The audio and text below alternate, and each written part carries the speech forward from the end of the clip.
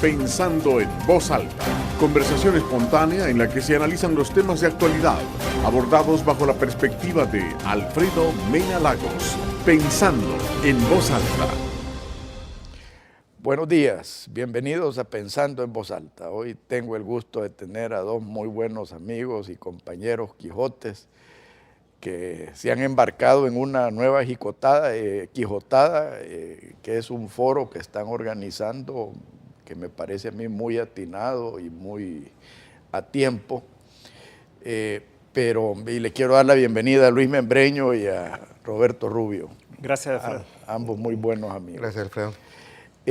Pero antes de eso, de entrarle al foro y a la situación nacional, yo quisiera que analizáramos los resultados de las elecciones de los Estados Unidos. Yo debo confesar de que estoy feliz y a la vez contento, así como dice Cantinflas, porque yo sí creo que ganó el menos malo. Creo que los Estados Unidos y el mundo occidental se salvaron de un atentado, en mi opinión, contra el Estado de Derecho y la verdadera democracia en los Estados Unidos. Y acuérdense que cuando Estados Unidos agarra catarro, nosotros nos agarra neumonía.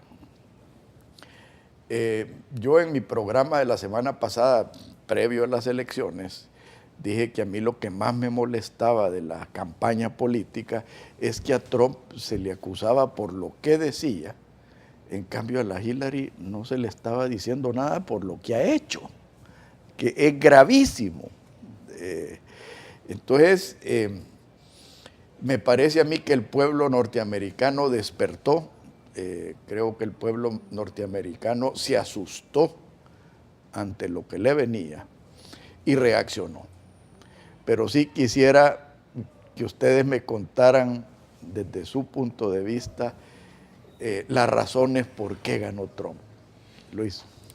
Yo creo que fue algo de último momento, realmente. O sea, aquí podemos discutir mucho si las encuestas se equivocaron, si hicieron malos sondeos, si fue a propósito, si es porque el 99% de la prensa estaba en contra de Trump, pero al final yo no recuerdo a nadie que haya dicho que Trump iba a ganar. Sí. Ni yo lo creía. O sea, a lo más que llegaron fue a decir que iba a ser una elección cerrada, sí, pero todo el mundo daba por sentado que Trump perdía las elecciones. Entonces, que Hillary iba a ser la presidenta. Entonces, yo creo que fue tan grande el impacto que ni siquiera se atrevió a salir ella esa misma noche a dar su discurso en el que aceptaba la derrota. Y eso también hizo que Trump pasara más tiempo sin salir. Hora del Salvador fue como a las 2:30 de la mañana. Que hasta esa hora me quedé yo. Yo también. Yo me quedé esperando el discurso y esperaba de los dos, pues, ¿verdad? Para entender cuál era el sentimiento que tenían cada uno y cuál era su visión, ya no siendo candidatos, sino ya siendo uno el presidente electo y la otra, pues, la derrotada, ¿verdad? Pero yo creo que lo primero fue esa sorpresa. Yo cuando vi y estábamos con Roberto ahí en el hotel que había invitado a la embajada de Estados Unidos. ¿Tiene cuello usted? Pues fíjate que nos invitaron, yo no sé, yo creo que tal vez por ser amigo de Roberto. Okay. Pero fíjate que yo cuando vi que había ganado la Florida, Trump, dije yo, ganó las elecciones, creo que te lo dije en ese momento, y eran las 8:00 de la noche, ¿verdad? Y de ahí en adelante, recuerdo cuando le dio la vuelta a Pensilvania, por ejemplo. Pensilvania iba como 5 puntos abajo. Ohio. Y terminó 1 punto. Ohio, claro, o sea que no se esperaba ese tipo de resultados. Y así, uno por uno, ¿verdad? De cada uno de los estados. Entonces, yo creo que las razones, Alfredo, al final de cuentas, es que Trump logró conectar con la gente. Logró conectar con la clase media trabajadora de las ciudades y del campo. En Estados Unidos. Asustada y descuidada. Sí, y totalmente abandonado, sí, diríamos, ¿verdad? Y bien golpeado en todo lo que ha pasado en las últimas décadas, porque no es algo que ha ocurrido en los últimos años o que sea solo un tema de Obama, sino que ya es un periodo largo de tiempo. Entonces, yo percibo que hay como un movimiento a nivel internacional, diríamos, o sea, como mundial, en el que la gente está sintiendo que necesita recuperar su país. Lo mismo vemos con el Brexit. en Inglaterra. Alemania, con la alternativa para Alemania. Ves el caso de Colombia, por ejemplo, cuando dicen votan a favor del no, ¿verdad? Pero al final de cuentas tú ves sociedades bien divididas, es mita y mita. O sea, alguien gana porque alguien tiene que ganar, pero al final de cuentas son sociedades en las que básicamente el 50% está de un lado y el 50% del otro. De ellos. Entonces, yo creo que al final, Alfredo, el problema es de que hay dos concepciones en cada uno de los países sobre los diferentes temas, y en este caso fue la que triunfó, fue ya no queremos más de lo mismo. Ya no queremos más del establishment, ya no queremos más de todos estos políticos corruptos de Washington. Lo que queremos es el gobierno del pueblo, para el pueblo y por el pueblo, ¿verdad? Y regresar realmente a los orígenes de la democracia, ¿verdad? Y eso creo que es algo fundamental y llama la atención bastante las protestas que ha habido estos últimos días a raíz del triunfo de Trump, en el que hay un grupo importante de personas que no acepta el resultado, ¿verdad? Cuando es parte de la democracia. Ellos ya se expresaron, ya votaron, perdieron y tenés que aceptarlo, pues.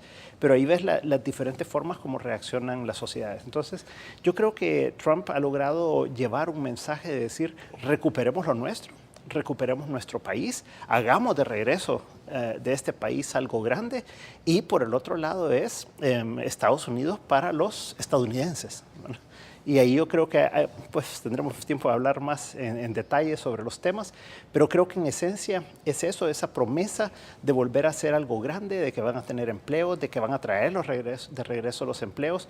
Ahí vamos a tener que entrar al tema de libre comercio y otras cosas, ¿verdad? Pero creo que en esencia es eso, esa promesa diferente y de cambio que vende Trump y que logra llegar a una parte importante de la población de Estados Unidos. Roberto. Bueno, yo un poco al revés tuyo, o sea, más bien no me gustaba ninguno de los dos, pero veía que el mal no menor era la Hillary Clinton, ¿va? Con todos los hándicaps que tiene cada uno, y debo confesar también que para mí prefería que ganara la Hillary, aunque yo sé que tiene también tenés su todo el historia, derecho, su historia, muchas de las cuales me acaba de contar. Y yo creo que eran candidatos que tampoco entusiasmaban, ¿ves? Yo creo que incluso ninguno de los dos, porque si tú analizas la participación, aunque Estados Unidos ciertamente han dado una participación relativamente baja, votó, no sé si hay una estadística ahorita, pero por lo que yo vi de los números de votos, que eran más o menos 50 millones cada uno, de un electorado, ponte, estoy hablando de números gruesos, de 200 millones, te votó un 50%, no sé si... Los últimos datos son casi 60 millones por bando. Son 59 en el caso de la Hillary, 59 millones 900 y pico, y Trump 200. Pero hay un dato de participación. Es casi el 60%. Casi el 60. Sí. Lo cual es relativamente alto para Estados Unidos. Para Estados Unidos es alto. Sí. Ahora, yo lo que vi en ese momento, digo, del 50-50, no vi, digamos, que hubiera como el caso de Obama, que sí despertó, digamos, una participación bastante grande. Es que hoy se despertó del lado contrario. Del lado contrario, sí. Bueno, aquí ven el péndulo. Bing Bang, o el Yin Yang, porque también habían experimentado, pues sí, ya 8 años, ¿no? Y también, quieras en 8 años de Partido Demócrata, pesa, ¿no? Y coincido con mucho de lo que ha planteado Luis, de que ha habido una población primero descuidada. Ya no se diga la del centro, porque la del centro era la que tradicionalmente, Kentucky, Indiana, esos son digamos que son históricamente republicanos, sino que ya se contaminó, por decir así, de eso, con ciudades especialmente del este, ¿no? Que eran tradicionalmente demócratas. Y me imagino que ahí también sector obrero, ¿no? Capa media, que fue golpeado, pues Pensilvania, Ohio, y bueno, Florida, que también ha sido sorpresa, cual que ahí también hay mucho... Pero diría, sorpresa de las últimas 2 elecciones, porque Florida sí, generalmente ha sido republicana. Sí, Florida es republicana, pero en las 2 últimas cambió. Ganó Obama, sí. Pero yo creo que Hillary no emocionó como emocionó Obama. Creo que mucho voto se quedó atrás. Y a ese sector, pues sí, digamos, que quería escuchar lo que Trump decía. O sea, Trump logró, ¿verdad?, esa sintonía con ese grupo de gente que se sentía no solo descuidada, sino cansada del establishment. Trump se presentó como que fue el candidato anti-establishment, ¿no? Redentor. Y bueno, creo que esas son algunas de las razones, ¿no? Y también él jugó mucho con el miedo de que los migrantes están apropiando, miedo de que, digamos, las empresas de fuera se están desplazando gente, miedo de que Estados Unidos está cada vez más débil. Él se presentaba como un hombre fuerte, ¿no?, que iba a devolverle a Estados Unidos el orgullo, ¿no? O sea, creo que jugó con varias, como dice Luis, logró conectar con una población muy fuerte, ¿no? Y creo que del otro lado, pero digo que del otro lado no hubo una movilización, porque Hillary no entusiasmó, no sé cómo se comportó el voto latino, porque incluso los análisis decían de que sin el voto latino no se ganaba, pero aquí se ha roto esa regla o ese esquema, porque no sé si hubo una movilización grande del voto latino. Mi impresión es que, por lo menos en general, no sé si en algunos estados sí, ¿no?, que eso se ha dado, ¿no? Eso creo me parece algunas de las razones que explican. Yo personalmente creía que iba a ganar Hillary. Ahí uno puede confundir a veces deseos con realidades, pero cuando vi a que esos 12 puntos de repente se redujeron, creo que ya había ahí en el fondo ese factor cierta sorpresa que estaba apareciendo en estos casos, y que era posible, y ya como ¿no?, cuando vimos los datos de Florida y algunos datos de estados que venían siendo demócratas y que no estaba eso ya, ¿no? Y comenzó incluso con New Hampshire, que era muy demócrata, y incluso se puso adelante de Trump. Pero fíjate que en New Hampshire hay un fenómeno. Estaba corriendo el hijo de John Sununu, que era gran republicano, que dicho sea de paso, la mamá de John Sununu era salvadoreña. Y John Sununu en su niñez creo que vivió unos meses o unos años aquí en El Salvador, y él fue gobernador de New Hampshire y tuvo un puesto clave en uno de las administraciones republicanas. El hijo de él estaba corriendo para senador de New Hampshire y ganó. O sea que eso ya era un indicio de que por dónde andaba la cosa. Otra cosa que no han mencionado ustedes y que hay que ponerle un poco de coco a eso, es que las encuestas, que yo no soy muy amigo de las encuestas, ¿se acuerdan ustedes que decían que el rumbo del país estaba equivocado? Pero te estoy hablando del 70% de los americanos.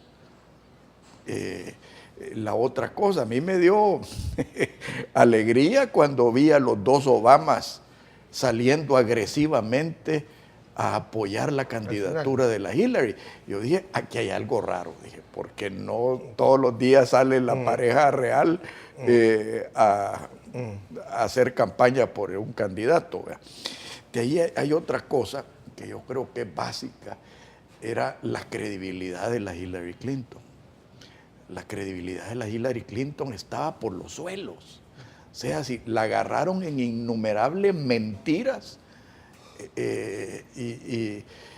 o sea, era obvio que la tipa es mentirosa, y sin otras cosas. Hay otra cosa, la credibilidad, tú lo mencionaste, Luis, la credibilidad de los medios de comunicación. Cuando el Clinton News Network, léase CNN, te digo, a mí me revolvía el estómago. Sí, todavía esa noche. O sea, esa noche, que ya cuando estaba perdida la elección, se pusieron a dar cosas del clima. O sea, a mí hasta risa me dio, pues, porque es una falta de profesionalismo terrible. Pero si tú analizas de los 90 y tantos periódicos grandes de los Estados Unidos, creo que solo 6 estaban endosando, o uno estaban endosando a Trump. O sea, era como avasallador cómo los grandes medios de comunicación se habían volcado en contra de Trump, pero de una manera tan poco transparente, pues que a ti te hacía pensar, bueno, ¿y aquí qué está pasando? Especialmente ante las encuestas esas que decían de que la gran mayoría de americanos creían que el país llevaba el rumbo equivocado. Entonces, habían ciertos indicios que la cosa no iba a ser como algunos querían. El problema, Alfredo, es que tal vez yo todavía una semana antes, si hubiera sido americano, hubiera tenido un serio conflicto, ¿verdad? Porque me acuerdo que mi hermano, que sí es americano, me escribe, me llama y me dice, estamos conversando varias cosas y me dice, mira, ¿y por quién voto? Me dijo. Él es republicano, ¿verdad? Y me dice, porque es que este tipo, con toda esta política antiinmigrante y todo, y otras cosas que ha hecho y dicho, es como complicado sentirse uno cómodo con él, ¿verdad? Me decía él. Entonces, yo todavía la semana antes estaba como incómodo, ¿verdad? En el sentido de decir, si yo fuera estadounidense, ¿por quién votaría? Pero al final ya el día antes casi, llegué a una conclusión y es, uno de los dos va a ser presidente. Y si uno de los dos va a ser presidente, ¿con cuál es con el que puedo convivir mejor con mis valores? ¿No? Y yo no podía con la señora Clinton. ¿Por qué? Por el tema del aborto, por ejemplo. O sea, son temas tan fundamentales en mis creencias, por ejemplo, ¿verdad? En el que yo no podía estar de acuerdo con una persona como ella, ¿verdad? Y el uso político del sistema judicial. Sí. O sea... Y mira, Alfredo, si uno ya se va a muchas cosas que conversábamos fuera de cámara, de ella, muchas dudas y muertes que ha habido en el camino, etcétera, ¿verdad? O sea, uno encuentra que la señora no es nada transparente, tiene mucha tela que cortar, pero además esas cosas fundamentales, a mí en lo personal no me permitía decir endoso de esta candidatura. Entonces, al final, ese día, yo dije, si yo hubiera sido americano y hubiera salido este día a votar, yo hubiera votado por Trump, porque uno de los dos tenía que ser electo. Yo creo que ese factor que tal vez llegaron a la conclusión muchos en Estados Unidos en último momento también hizo que las encuestas fallaran mucho, porque tal vez muchos estadounidenses a última hora dijeron salgo a votar, ¿verdad? Sí. Que tal vez habían pensado que no iba a suceder en la magnitud en la que pensaban que tal vez más personas iban a votar por demócratas que republicanos, pero al final lo que pasó fue que Hillary no logró entusiasmar a su gente y Trump sí. Trump al final logró generar algún grado de confianza en ese grupo de estadounidenses que salió a votar. Y el otro elemento que me hacía ver alguien recientemente es, el tipo es detestable.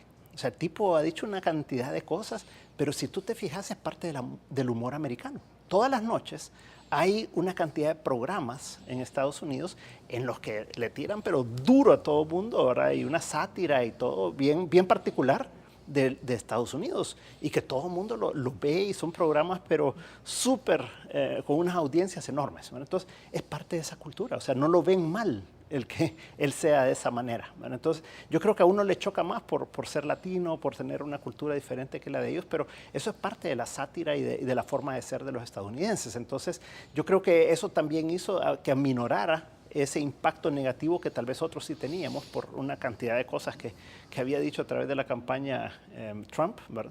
Pero que ya vistos ante la alternativa de uno u otro, la gente al final de cuentas dijo, pues salgo y voto por Trump en mayor proporción que los que lo dijeron por Hillary.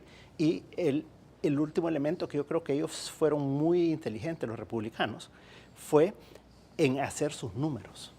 Y tal concentrarse en los estados claves. Hillary ahí falló, ¿verdad? Teniendo la experiencia, teniendo la gente, teniendo el comando de campaña que tenía y la información y todo, falló en esos estados que fueron la clave y que le dieron el triunfo al final de cuentas a Trump, ¿no? Roberto, en el próximo segmento quiero que hablemos de lo que en realidad nos interesa a nosotros. ¿Cuáles van a ser las consecuencias de la administración Trump? Por favor, no nos cambie, ya volvemos.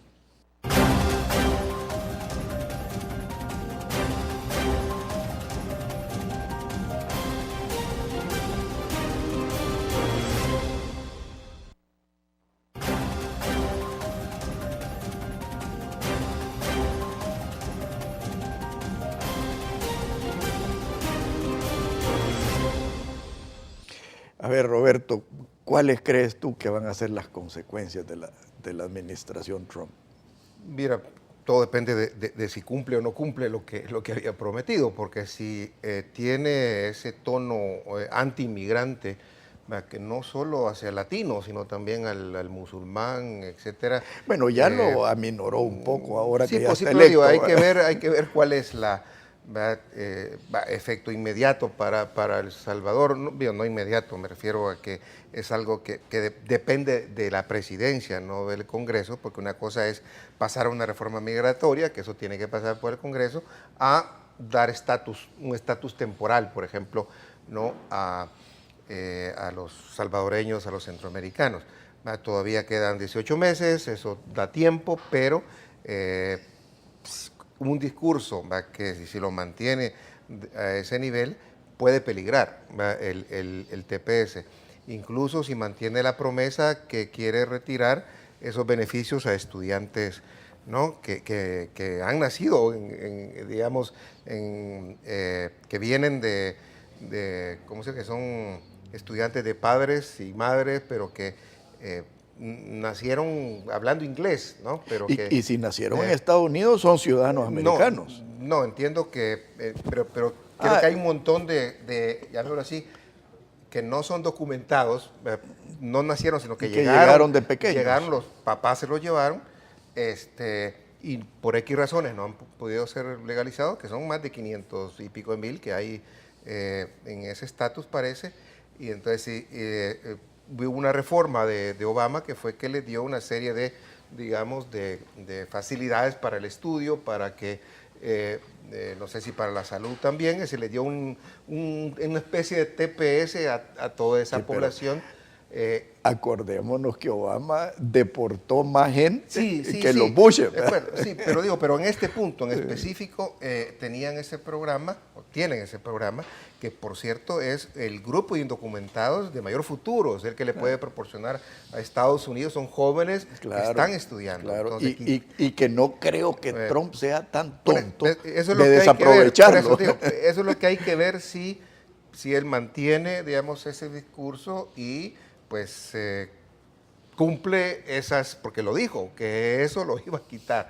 Lo del TPS no escuché nada, pero ese discurso migratorio creo que puede incluso por otra parte también violentar algunas cosas en la sociedad norteamericana. Si sigue ese discurso, vimos a un ex líder de Ku Klux Klan felicitando a Obama. Entonces yo no quisiera ver en la calle, ¿verdad?, a mucha gente envalentonada, o neonazis, o etcétera, que se sienten envalentonados con ese discurso antimigrante, que vamos a ver más, no sé, afroamericanos o latinos apaleados, golpeados, o se genera más violencia racista a causa de eso. Entonces ahí tiene una responsabilidad grande, digo Trump, pero no promover, un discurso. Mira, pero ahí yo te quiero interrumpir porque hay dos lados de una moneda.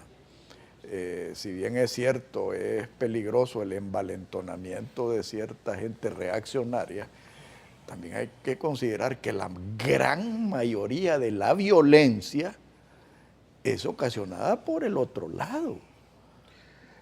Yo no estoy tan seguro, es cierto que hay comunidades, hay pandillas allá, ¿no?, de latinos. No solo de latinos, los negros de Black Lives Matter.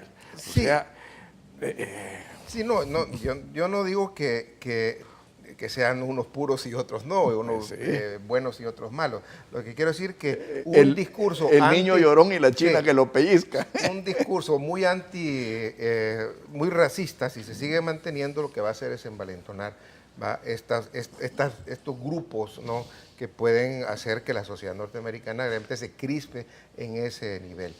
Y yo no quisiera escuchar eso tampoco a nivel de los musulmanes, porque también una acción muy antimusulmana generalizada, sin distinguir, lo que puede hacer es radicalizar a algunos musulmanes que viven en los Estados Unidos y pasarse a otro lado. O sea, yo creo que hay que ser muy cuidadosos y responsables con el discurso antimigratorio, o más bien, más que antimigratorio, antirracista. Pero fíjate que ahí déjame apuntarte otra cosa. aquí es la tergiversación que yo encuentro inaceptable de parte de los medios de comunicación. Lo que Trump dijo es que a los musulmanes había que investigarlos antes de dejar entrar. Él en ningún momento dijo vetting, la palabra vetting. Pero eso lo hacen, Sí, no, pero él empleó la palabra extreme vetting, que decía una investigación profunda de los musulmanes o de los inmigrantes que venían de áreas medio conflictivas. Él nunca habló de prohibir la entrada de los musulmanes. No, no lo va a poder hacer. Sí. Lo que sí es que si tenía un discurso anti a tal grado que hasta un militar pues, que murió en la guerra musulmán se burló de... No, pero ese lo instrumentalizaron. Sí, pero lo que te quiero decir es que sí ha habido un discurso muy agresivo contra los musulmanes, los latinos, ¿no? Lo que dijo de los mexicanos me parece bien inaceptable, es decir, y que tenga que construir un muro y que lo va a pagar México. O sea, ese discurso a mí personalmente ni me gusta, ni me gustó, ni no me gustará. Espero entonces que lo modere, porque si sigue, tío, va a alimentar ese tipo de cosas. Ahora, reforma migratoria, vamos a ver, tú dices que ahí hay una propuesta de reforma migratoria, ahí pasa por el Congreso, por republicanos que ahora tienen mayor control, y vamos a ver, yo espero incluso aunque no se suavice el discurso, o se suavice, perdón, el discurso antimigrante, van a venir medidas un poco más drásticas. Y que la reforma migratoria no va a ser tan light, ¿no? Sino que yo creo que se van a endurecer condiciones migratorias. Esa es mi impresión. Luis, tú hablaste de la reforma fiscal y eso, de cierta manera, quiero que siembre la semilla para el tercer segmento, que a mí me interesa muchísimo que ustedes elaboren en lo que necesitamos aquí en El Salvador. Y creo que es de lo que se trata el foro que ustedes están montando. ¿Qué le están montando? Bueno, pero tú sos parte. Sí, o sea, bueno, y yo sí, voy a ser oyente.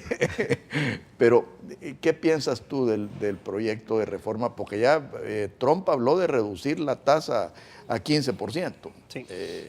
¿Qué piensas tú de eso? Yo creo que Trump está mandando un mensaje en dos sentidos a las empresas estadounidenses. Un sentido positivo y un sentido de castigo, digamos. En el sentido positivo lo que dice, vamos a bajar la tasa de impuestos sobre la renta del 35 al 15%, ¿verdad? O sea, la tasa máxima de impuestos sobre la renta para empresas. ¿Para qué? Para que vengan e inviertan aquí. Y dice, hay una gran cantidad de empresas estadounidenses que tienen muchísimo dinero allá afuera y que les vamos a dar la prerrogativa también que lo traigan pagando solo el 10% de impuestos de la propuesta que él hace. Entonces, que pongan a trabajar todo ese dinero aquí en Estados Unidos. Esa es la parte positiva, digamos, el incentivo que les da. Y por el otro lado viene el castigo. Y es, si ustedes no traen los trabajos de regreso para acá y quieren seguir produciendo afuera, les vamos a cobrar un impuesto cuando quieran traer sus productos para acá del 35%. Yo creo que el mensaje mixto, digamos, es potente, porque le dice al estadounidense y a sus empresas, traigan el dinero, generen los empleos aquí por las buenas. Pero si no lo hacen, entonces igual les va a generar un golpe en su bolsa para tener que importar los productos. Te interrumpa. Hoy la bolsa de valores estaba en altos históricos. Claro. O sea que ese mensaje ha sido bien acogido por la empresa privada, pues por lo menos por Wall Street. Y es que tú viste la noche de la elección con la sorpresa, fue una caída tan grande que las asiáticas ya no tuvieron tiempo de dar la vuelta, ¿verdad? Sino que quedaron en negativo. Y las bolsas europeas sí lograron darle la vuelta ya al final de la sesión. Y en Estados Unidos, a pesar de que el Dow Jones cayó durante la noche, ¿verdad?, en las operaciones electrónicas, ya cuando abrió positivo. Y de ahí en adelante como que la gente ha ido absorbiendo un concepto. Y es, ¿qué pasa si Trump logra que esta economía americana crezca al 4%? Que es la propuesta de él, ¿verdad? Entonces, dinero hay. Y eso es lo importante que uno ve en el mundo hoy en día. Lo que falta es que hay dinero negocios, asustado. ¿verdad? Claro. Y todo ese dinero que ha salido de Estados Unidos y que no haya realmente cómo canalizarse. Entonces, si él logra generar eso y aunado al programa de infraestructura que ha planteado, de aeropuertos, puertos, carreteras, puentes, etcétera. Entonces, eso puede ser un mensaje bien potente, ¿verdad? En el sentido de inversión privada nueva en Estados Unidos, inversión privada de Estados Unidos que se sustituye por inversión que hay en Asia, por ejemplo, en China y en otros países, y además le beneficia una cosa a Trump en este momento, y es que China se ha vuelto más caro. Si esto hubiera sido hace 20 años, no importa qué hagas, o sea, era tan barato China que era imposible traerse los empleos de regreso, pues. Y hay otro elemento, el Keystone Pipeline. O sea, que ha sido una gran discusión de hace rato. Y que va a dinamizar el sector energético. Claro. Y que va a desbarrancar, creo yo, el precio del petróleo. Y es una pregunta que te quería hacer yo a ti. Los efectos de política exterior. Para mí que se le acabó la fiesta a los Castro. O sea, el tenor de la negociación con la isla de Cuba, decir, miren señores, está bien, normalicemos, pero ¿a cambio de qué? ¿Va a haber democracia o no va a haber democracia? Con Venezuela lo mismo, los tienen que socar. A Nicaragua la tienen que socar. O sea, a los muchachitos de aquí también los tienen que socar. ¿Tu opinión, Roberto? Yo creo que nuevamente, si mantiene, digamos, su pensamiento y su discurso en esa materia, no me cabe duda pues que los países en América Latina que van a verse quizá con problemas es Nicaragua. Que Nicaragua pues digamos que los demócratas han sido bastante tolerantes. Condescendientes. Sí, porque bueno, está claro que es una dictadura y las declaraciones cuando hay un fraude electoral visible es, miren, no nos gustan las elecciones, pero digamos que no ha habido acciones de peso. Yo creo que posiblemente va a caminar ahora con Trump y con el nuevo Congreso en manos de republicanos esa petición que hay de que los bancos multilaterales donde Estados Unidos tiene peso y acciones va a poner su peso para que no le den un peso a Nicaragua, ¿no? Y ahí van a venir igualmente, me imagino yo, postura de Estados Unidos de cara a la FARC, ¿no? Creo que va a ser más dura, la postura frente a Venezuela podría ser más dura o la postura frente, digamos, al gobierno salvadoreño.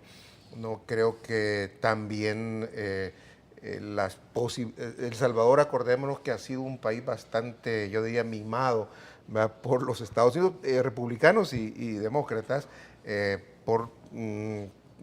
somos el cuarto país en el mundo que tiene un asocio, otra cosa que se no he aprovechado, 2 fomilenios, un país único, y un plan ahora de prosperidad, una ayuda.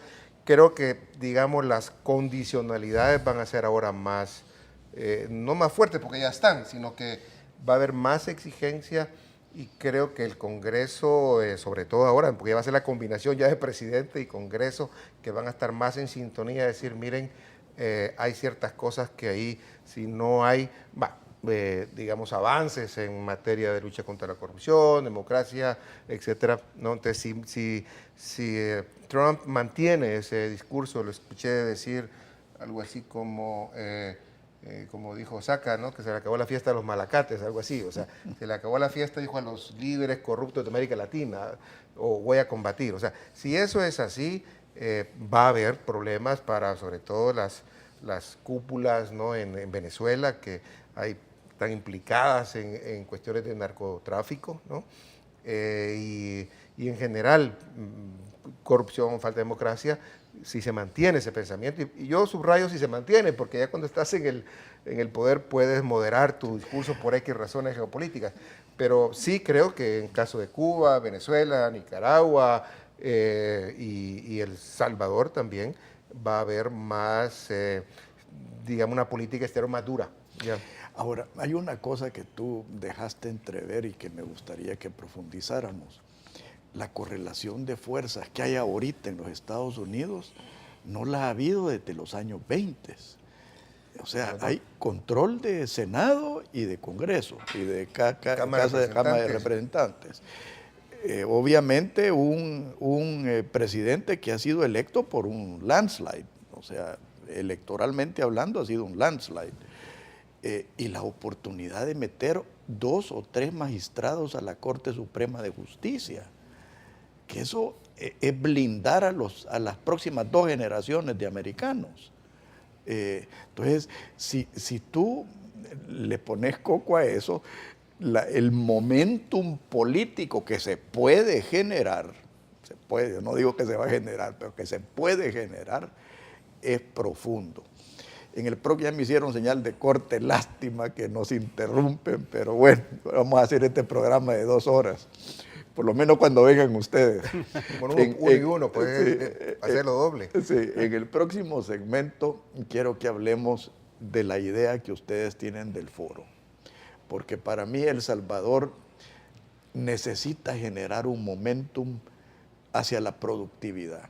Aquí de nada sirve de que negociemos el déficit fiscal, que negociemos. Si este país no produce, no llega a ningún lado.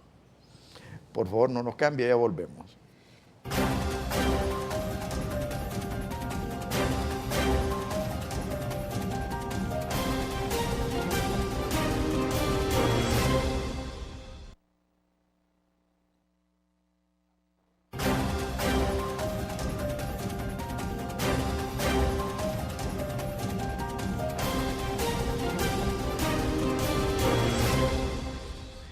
A ver, Luis, cuéntanos del foro, que en realidad este fue el inicio de la invitación a este programa y nos hemos desviado en otras cosas. No, gracias, Alfredo. La verdad que hemos hecho una alianza, Luis Membreño Consulting y la revista El Economista, la prensa gráfica, y lo que estamos tratando es de generar una discusión en el país sobre el futuro, ¿verdad? ¿Cómo hacemos para que este país tenga un crecimiento económico para los próximos años más sólido, más fuerte, obviamente, y que además podamos ir resolviendo los problemas tan graves como el déficit fiscal y los otros problemas que tenemos? Entonces, uno de los elementos cruciales es la calificación de riesgo, ¿verdad? Por eso estamos trayendo a la persona que califica a Centroamérica y El Salvador, y Ariane Ortiz se llama ella. Y que nos arrancó 2 puntos. 3 ya. 3, porque fue 1 en agosto y 2 ahorita esta semana recién pasada. Entonces, y además nos dicen que estamos en perspectiva negativa, lo que quiere decir que si no logramos acuerdos en el país, podemos caer a C, ¿verdad? Lo cual ya sería ya son bonos basura. Correcto, sí. Recordad que El Salvador fue uno de los únicos 3 países de América Latina que tenía grado de inversión. Y de grado de inversión, que era Chile, Panamá y El Salvador. Exacto. De ahí para acá hemos venido retrocediendo, y otros países como Panamá mejorando, pues. Entonces, ya hemos llegado a un punto, Alfredo, en el que tenemos que repensarnos, ¿verdad? Yo creo que el mundo lo que está planteando es eso, o sea, el Brexit, por ejemplo, es un replanteamiento total de la economía de Inglaterra y un mensaje para Europa. Estados Unidos con Trump es un repensamiento de su economía. Yo creo que El Salvador está en ese punto también. Entonces creo que el que ella venga y nos compare a Centroamérica y al Caribe con El Salvador y que nos diga a dónde están viendo las debilidades y además los puntos fuertes, ¿verdad?, sobre los cuales podemos construir, creo que es bien importante. Ahí la productividad, como tú decías, es fundamental. Un país que no es competitivo, un país que no logra tener unas ventajas que le permita producir a bajo costo, y eso no estamos hablando de bajo salario, sino a bajo costo integrado. Eso significa productividad. Exacto. Entonces, es muy difícil que un país así pueda tener tasas de crecimiento del 7 o 8%, lo que en realidad necesitamos aquí. La otra persona que viene, él es un experto macrofiscal, es el experto realmente del Banco Mundial para América Latina y el Caribe, y él nos va a venir a hablar sobre cómo ven ellos las perspectivas del mundo, porque acaban de dar la proyección para los próximos 2 años, y cómo están viendo la situación económica en Latinoamérica y en El Salvador. Y dentro de eso, obviamente, vamos a entrar a la parte fiscal. Van a dejar planteado como un escenario, digamos, de mediano plazo para el mundo, para la región, y entonces entran Roberto y las otras personas que hemos invitado, que son Roberto Rivera Campos, que Waldo Jiménez, y después el señor Mencos de ICEFI, que es de Guatemala, y Roberto. Ahora, entonces, ahí la idea es que ellos retomen esas ideas que se planteen y que ya lo puedan aterrizar en El Salvador y que entonces nos puedan dar cuál es su visión para los próximos años. Y a pesar de que lo hemos planteado como los 9 elementos que pueden generar un crecimiento económico hacia adelante y que lo estamos planteando para los próximos 2 años, realmente deberíamos de estar hablando de los próximos 5 años. Porque lo que se está negociando en El Salvador en este momento no es un acuerdo fiscal, o no debería de ser un acuerdo fiscal nada más para resolver el 2017, ¿verdad? O el 2018.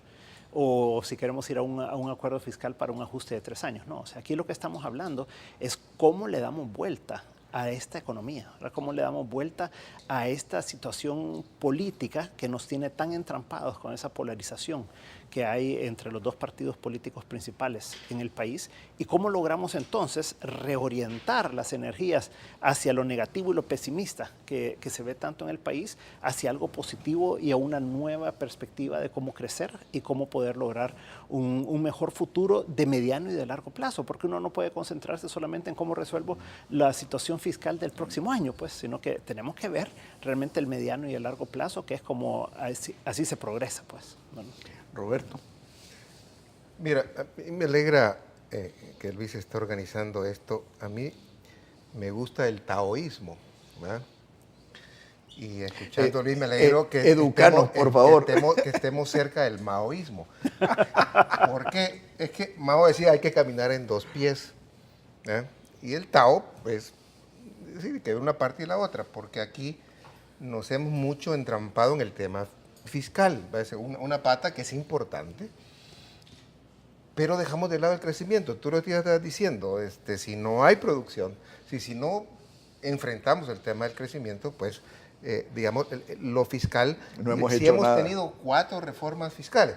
Aparte, digo, de las choquencias que se han hecho, el tema es que se hacen en un esquema de bajo crecimiento, entonces sus resultados son bajos. Entonces, a mí me alegra porque con lo de Luis estamos juntando las 2 cosas. Y lo otro, en visión también maoísta por la larga marcha, va a decir, tener visión de largo plazo, va a decir, porque estamos a veces somos muy inmediatistas, y los salvadoreños somos de los que manejamos con luces bajas. Y creo que poner un poco de luces altas. Y a veces sin luces. con faros. O luciados. Con faros. Está bien. Y creo que tener esa visión de cómo vamos a abordar, Luis, me acuerdo que también hizo una iniciativa hace 2 años, si no me equivoco, o más, para tener una visión de largo plazo concertada entre distintas fuerzas, cosa que muchos han venido diciendo, mire, por ahí es la salida. Todo este tipo de cosas y este tipo de esfuerzos creo que hay que felicitarlos y apoyarlos. Digo, esa combinación de juntar y ver como una cosa integrada lo fiscal, lo macroeconómico con lo económico y lo microeconómico, me parece fundamental, y también sin dejar de descuidar el corto plazo, ¿no? Porque hay que resolver, y no sé si ahora ya la Asamblea ya acordó los 550 millones, estamos de tan corto plazo que aquí a Navidades, estamos pensando de aquí a Navidades. Sí, pero a mí lo que me preocupa es a cambio de qué. Bueno, eso es lo que hay que ver, cuál es la ley que también se supone que ahora se iba a aprobar. Pero lo clave va a ser, bueno, y después de diciembre, ¿cuál es lo que vamos a hacer para darle sostenibilidad fiscal y para darle también sostenibilidad al crecimiento del país, que viene desde hace muchos años bastante deprimido? Así que, bienvenido al maoísmo. Hoy ya lo tenemos claro cómo es la larga marcha. Ahora recordemos lo que dijo otro líder chino, que no le importaba el color del gato, con solo que cazara a los ratones. Ese es para los ideólogos. Claro. Sí. Fíjate que eso es lo interesante de lo que está pasando en el mundo, Alfredo, y es que tú ya no podés catalogar a alguien como de derecha o de izquierda. Fíjate, un tema que ya no abordamos en el de Trump es, por ejemplo, libre comercio.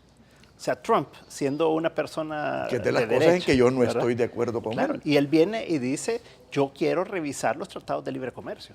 y quiero cerrar más la economía de Estados Unidos, ¿verdad? Pero a lo que voy yo es cómo se están botando todas esas las barreras, taras, digamos, ideológicas y todas esas creencias de que porque tú sos de este lado, tú tenés que opinar así en todo, ¿verdad? Y porque tú sos de aquel lado, tú tenés que opinar así de todo y tenés que justificar todo lo que hacen los políticos corruptos de tu lado porque tú estás de ese lado. Y si tú estás del otro lado, entonces justificás a todos los corruptos de tu lado porque tenés que protegerlo. No, o sea, yo creo que las cosas están bien o mal, ¿verdad? Independientemente si son de un lado u otro.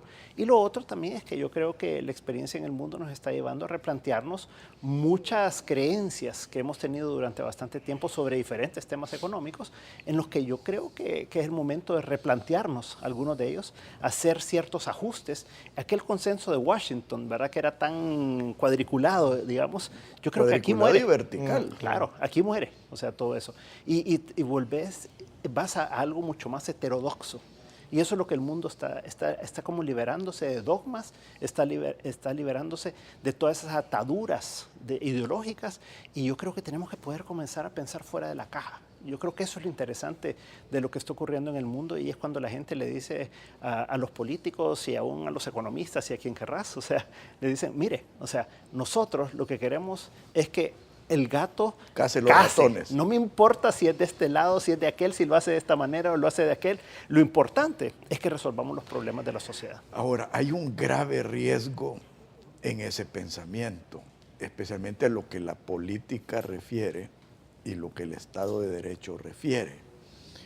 Yo he encontrado mucho ruido, que para mí es preocupante, alrededor de Nicaragua. O sea, yo me siento muy cercano a Nicaragua por razones personales, y a mí me preocupa gente muy cercana a mí que me dice, mira, a mí no me importa que la democracia y el Estado de Derecho se esté pisoteando, siempre y cuando estemos creciendo y hay empleo y haya seguridad. O sea, yo tengo sentimientos encontrados con eso, porque yo creo en el Estado de Derecho, creo en las libertades individuales y creo en la verdadera democracia. Lo que pasa, Alfredo, es que ya cuando uno ve la historia de los últimos 50 años en el mundo, pongámosle, tú ves un Singapur. Lee Kuan Yew no fue un demócrata, o sea, particularmente, ¿verdad? Y además fue bastante autocrático, y unas decisiones de política y leyes que se tomaron que hasta comer chicle era penado, pues es penado hasta este día, ¿verdad? Entonces yo creo que como que hay que aprender a soltar un poco, ¿verdad? Tú puedes discutir China, ¿verdad? Las violaciones a los derechos humanos, la falta de libertad, ¿verdad? Política, pero no puedes dudar de que el modelo ha funcionado, ¿verdad? Y que ha tenido un crecimiento impresionante, pero de ahí tenés otros modelos de otros países que lo han hecho en democracia, ¿verdad? Y tú tenés un caso más cercano como Costa Rica o Panamá, ¿verdad? Si lo queremos ver así, o tú tenés la mezcla de Chile, ¿verdad? En el tiempo de Pinochet, con una dicta blanda, como decía él, ¿verdad? O ya en democracia, ¿verdad? Con gobiernos de izquierda y de derecha. Yo creo que hay de todo, ¿verdad? Y no puedes catalogarlo solo a los de izquierda que hacen esto o solo de derecha, ¿verdad? Y como que no hay un solo modelo para las diferentes sociedades. A veces la gente dice, no, es que los países musulmanes tienen que abrirse a la democracia. Yo no estoy seguro, o sea, he visto tanto desastre en países a donde los obligan a ser demócratas cuando no quieren serlo, cuando su cultura no lo lleva a eso. ¿Verdad? No sé, o sea, yo todavía tengo conflicto, yo entiendo tu punto, también me preocupa el populismo, ¿verdad? Que puede llevar a todas estas cosas cuando son mal manejadas. Y fíjate que a eso me iba a llevar. Yo no soy tan adepto a Facundo Cabral, pero dijo una cosa muy simpática y me gustaría conocer tu opinión, Roberto. Dijo, a mí me asustan los tontos, porque son muchos y pueden elegir presidentes. A ver, Roberto. Bueno, espero que no se lo estés aplicando a Trump. No, que hay muchos no, porque yo voy a ser uno de los tontos. Mira, no, efectivamente creo que tenemos experiencia aquí, hemos acertado en unas cosas y no solo a presidentes, sino también a diputados y diputadas. Es decir, realmente creo que elegimos hasta personas que de todo, narcotraficantes, corruptos y todo, ahí, y elegimos gente también acertada. O sea, estamos llenos. Ahora, Lo que creo que pasa, sobre todo en países occidentales, que somos menos autoritarios, es decir, los asiáticos tienen esquemas históricos culturales muy autoritarios, bastante verticales.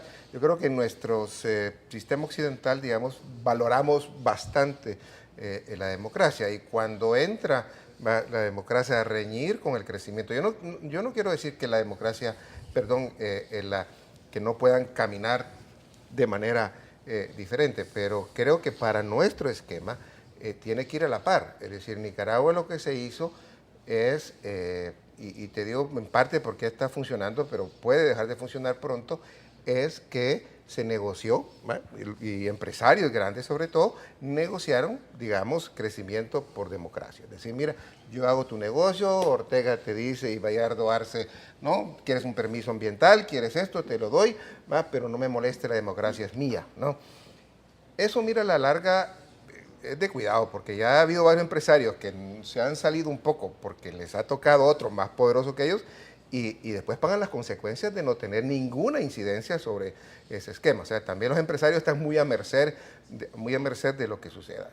Y segundo, también ha funcionado en parte porque Nicaragua es una economía relativamente pequeña, que con los fondos, que casi $500 millones al año que les daba Venezuela, ha podido también, digamos, que ese esquema de crecimiento no produzca, digamos, descontento social por una cantidad de programas que han tenido, y en una sociedad que es muy también clientelar.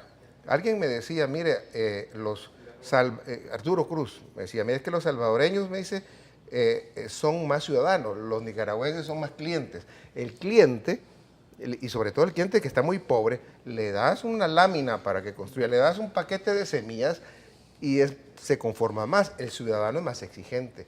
Nosotros somos una sociedad más urbanizada, más exigente. Hay tontos, obviamente, que te van a elegir y que les des una semilla y con eso van a votar, pero creo que somos una población que cada vez más urbana, más educada en el sentido político, y digamos, valoramos bastante. Aquí en el país es difícil que se pueda dar, que tenemos un sector empresarial que no ha caído en ese esquema, ¿no? Como ha caído Nicaragua, ¿no? Bueno, lo que sí, Roberto, tal vez, que sí hay que darle mérito a Ortega en eso, es en el déficit fiscal, bueno, dado que es un tema tan importante para nosotros. Es que él ha contado con el pillaje de Venezuela. De acuerdo, o sea, así es bien chiche mantener el déficit fiscal. Pero ahora que no lo tiene, Alfredo, lo sigue manteniendo, ¿verdad? No, pero se le ha ido ¿Por cuánto tiempo? De acuerdo, pero mira el comentario de Moody's de esta semana, ¿verdad? Fue justamente eso, ¿verdad? Y la deuda la han bajado a 30% del PIB, ¿verdad? Entonces, sea como sea, ¿verdad? O sea, al final de cuentas pudo haber seguido más el modelo salvadoreño, digamos, de recibir toda esa plata y además endeudarse y además gastar de la manera que se ha hecho y llevar a una crisis fiscal. Y es el ejemplo realmente en Centroamérica ahorita, porque mira Costa Rica, o sea, con una situación fiscal hacia un déficit enorme de más del 6% del PIB y además con una deuda que está llegando al 60% en unos pocos años, ¿verdad? Entonces, yo creo que sí hay grandes defectos, obviamente, en el esquema nicaragüense y es evidentemente la libertad política, ¿verdad?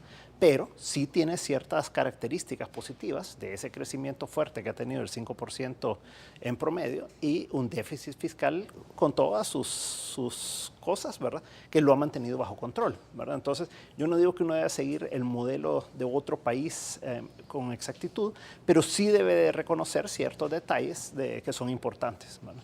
Y ver y manejar con las luces altas, ¿verdad? Claro, siempre viendo el no largo con las luces apagadas. No con las luces apagadas y con faros, ¿verdad? Ya me hicieron señales de corte. Por variar, se nos quedan muchas cosas en el tintero, pero sí quiero decirles que, número uno, aprecio mucho su amistad. Segundo, aprecio que estemos en los Quijotes. Pero lo más importante que aprecio es que sean salvadoreños y que estén luchando por este país. Gracias, igual. Igualmente, Alfredo. Igual, no, gracias. Muchísimas gracias por la invitación y un placer compartir con ambos. Perfecto. Que Dios los bendiga a todos. Muy buenos días. Esto fue Pensando en Voz Alta, conversación espontánea en la que se analizan los temas de actualidad, abordados bajo la perspectiva de Alfredo Mena Lagos. Pensando en Voz Alta.